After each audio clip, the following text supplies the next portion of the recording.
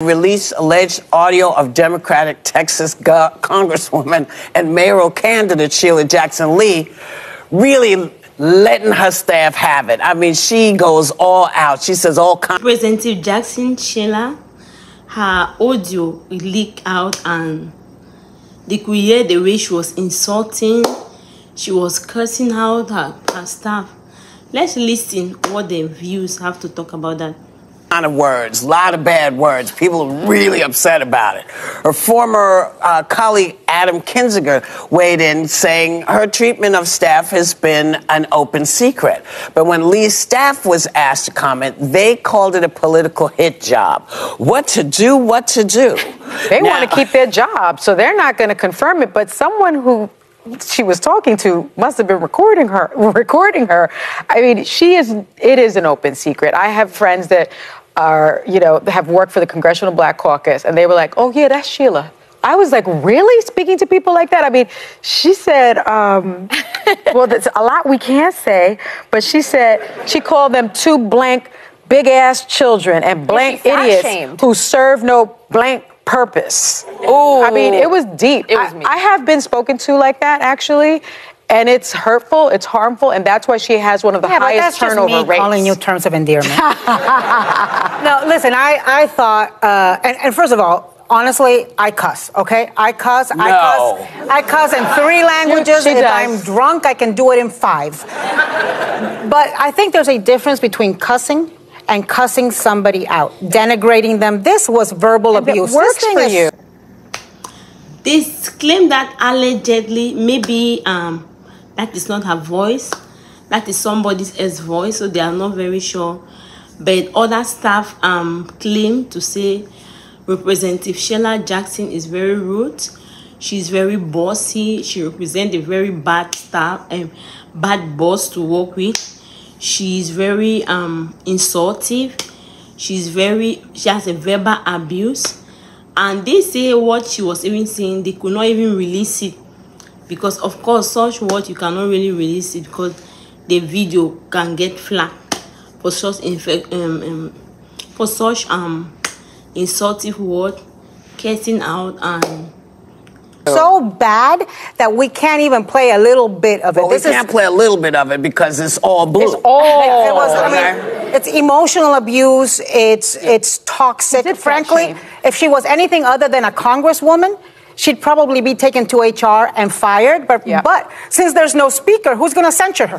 Who's going to refer her to the ethics committee? Who's going to, it's an embarrassment. Go ahead. I'll say as long back as like 2014 when I first started working on Capitol Hill, it was an open secret. She was always rated one of the worst bosses on Capitol Hill. She, 2018, ranked the worst for having the highest turnover rate, 11 different chiefs of staff in 11 years. My issue is this, is like, the arrogance, well, A, it's just wrong and it's just mean, but also the arrogance of doing it for so many years and just thinking you can get away with it and you won't get caught. Yeah. In any other business in America, corporate America, you could not talk to somebody like that and keep your job.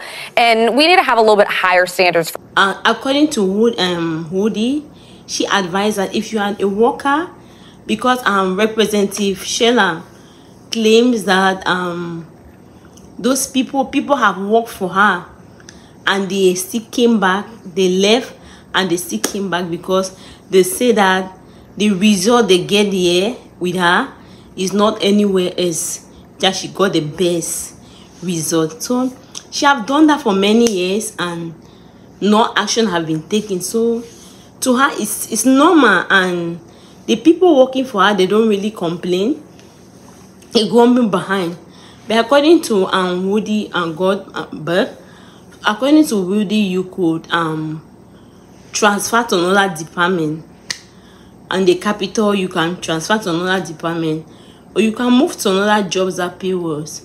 But we all know that it's not easy to have jobs like that, especially in the corporate world. You don't just move out of your job. It's not easy looking at the reality of it.